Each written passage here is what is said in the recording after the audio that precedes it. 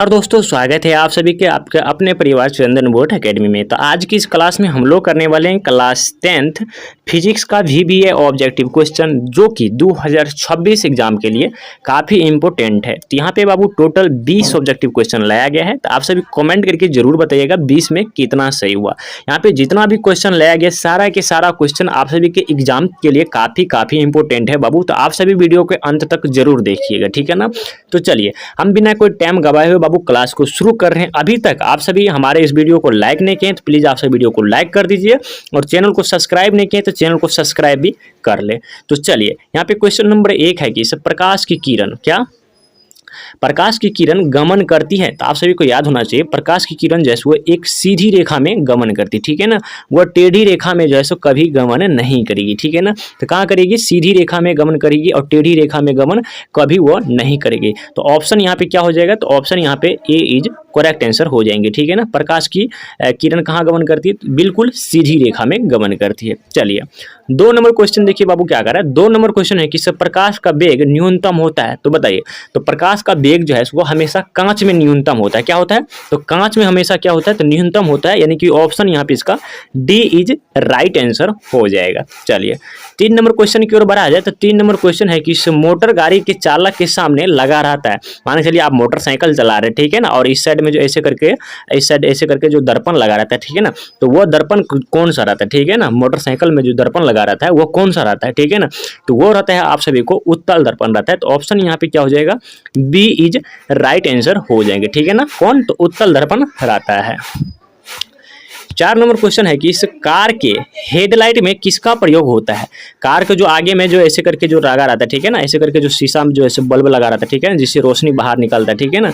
तो उस शीशा में जो है सो कौन सा, बल्ब के शीशा में जो है सो कौन सा दर्पण लगा रहा है, ये आपसे पूछ रहा है, ठीक है ना।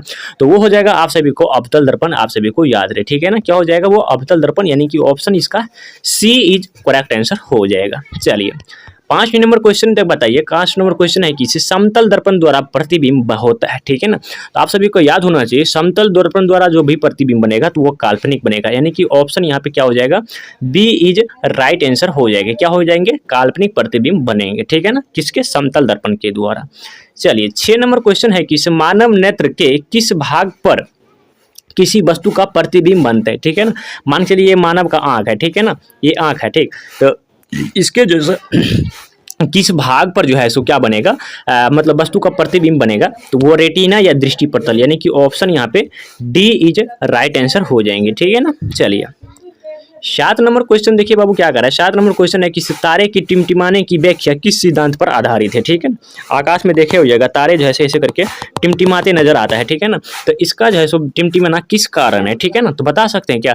तो वो हो जाएगा आप सभी को अपवर्तन के सिद्धांत, यानी कि ऑप्शन यहाँ पे ए इज राइट आंसर हो जाएंगे, ठीक है ना। क्या हो जाएंगे? अपवर्तन के सिद्धांत हो जाएंगे। चलिए 8 नंबर क्वेश्चन देखिए क्या कर रहा है। 8 नंबर क्वेश्चन है कि नेत्र लेंस की फोकस दूरी अधिक हो जाने से कौन सा दृष्टि दोष होता है? किसका? नेत्र लेंस की फोकस दूरी अधिक हो जाने से कौन सा दृष्टि दोष होता है, ठीक है ना। तो वो होता है आप सभी को दूर दृष्टि दोष। इसका ऑप्शन बाबू यहाँ पे बी इज राइट आंसर हो जाएगा। चलिए 9 नंबर क्वेश्चन देखिए क्या कर रहा है। 9 नंबर क्वेश्चन है कि नेत्र में किसी वस्तु का बना प्रतिबिंब होता है।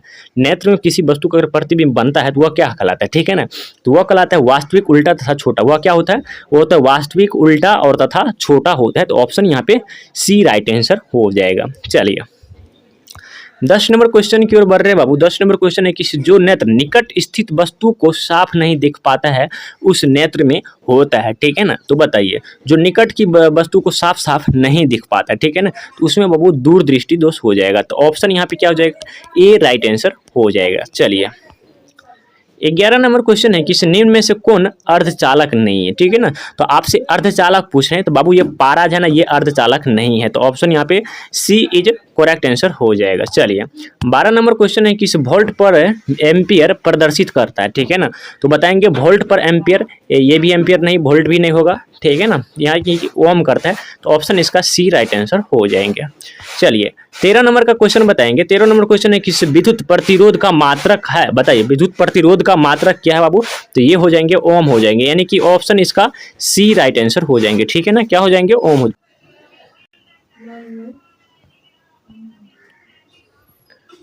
14 नंबर क्वेश्चन है, किसी विद्युत धारा का मात्रक होता है, बताइए। तो विद्युत धारा का मात्रक क्या होता है? तो विद्युत धारा का मात्रक होता है एम्पियर, क्या एम्पियर विद्युत होता है, यानी कि ऑप्शन इसका डी राइट आंसर हो जाएंगे, ठीक है ना। चलिए 15 नंबर बताएंगे। 15 नंबर है, किसी विद्युत हीटर की कुंडली में किसका प्रयोग किया जाता है? तो विद्युत हीटर की कुंडली में बाबू वो नाइक्रोम का किया जाता है। कौन चीज? नाइक्रोम का प्रयोग किया जाता है। तो ऑप्शन यहाँ पे ए राइट आंसर हो जाएगा। चलिए 16 नंबर क्वेश्चन बताएंगे, विद्युत फ्यूज विद्युत धारा के किस सिद्धांत पर कार्य करते हैं, ठीक है ना। तो विद्युत फ्यूज जो है वो विद्युत धारा के चुंबकीय पर काम करते हैं। किसके? चुंबकीय पर, यानी कि ऑप्शन इसका बी राइट आंसर हो जाएंगे। चलिए 17 नंबर का जवाब बताएंगे। 17 नंबर क्वेश्चन है, किसी 1 किलोवाट घंटा किसके बराबर होते हैं, ठीक है ना। तो 1 किलोवाट घंटा जो है 3.6 गुना 10 के पावर 6 जूल के बराबर होते हैं। तो ऑप्शन यहाँ पे बाबू सी राइट आंसर हो जाएंगे, ठीक है ना। चलिए 18 नंबर क्वेश्चन है, किस 18 नंबर क्वेश्चन का राइट आंसर देंगे, ठीक है ना। तो 18 नंबर क्वेश्चन है, किस विद्युत घंटी किस प्रभाव पर कार्य करती है, ठीक है ना। तो विद्युत घंटी जो है वह विद्युत चुंबकीय प्रभाव पर काम करती है। तो ऑप्शन इसका सी राइट आंसर हो जाएंगे, ठीक है ना। चलिए 19 नंबर क्वेश्चन देखिए क्या करा। 19 नंबर क्वेश्चन है, किस लघु पतन के समय परिपथ में विद्युत धारा का मान होता है, ठीक है ना। तो लघु पतन के समय जो है सो विद्युत धारा में मान जो है वो बाबू क्या होता है, तो बहुत अधिक बढ़ जाता है। तो ऑप्शन यहाँ पे क्या हो जाएंगे, सी राइट आंसर हो जाएंगे। क्या होता है, बहुत अधिक बढ़ जाते हैं। 20 नंबर क्वेश्चन है, किस डेनमो का सिद्धांत आधारित है, बताइए। डेनमो का सिद्धांत जो है वो कौन चीज पर आधारित है? तो वह विद्युत चुंबकीय प्रेरण पर आधारित है। तो ऑप्शन इसका ए इज राइट आंसर हो जाएंगे। तो बाबू यहाँ पे 20 ऑब्जेक्टिव क्वेश्चन लाए थे, ठीक है ना। तो बताइएगा आप सभी को 20 में कितना सही हुआ, ठीक है ना। और ये वीडियो अच्छा लगा तो वीडियो को लाइक कर दीजिएगा, और चैनल पर नए होंगे तो चैनल को सब्सक्राइब भी कर दीजिएगा, और अपने दोस्त में भी शेयर कर दीजिएगा, ठीक है ना, ताकि वह भी अपना अच्छा तरीका से तैयारी कर सके। यहाँ पे जितना भी क्वेश्चन था काफी भी ऑब्जेक्टिव था, ठीक है ना बाबू, आप सभी को याद कर लेना। चलिए फिर मिलेंगे किसी अगले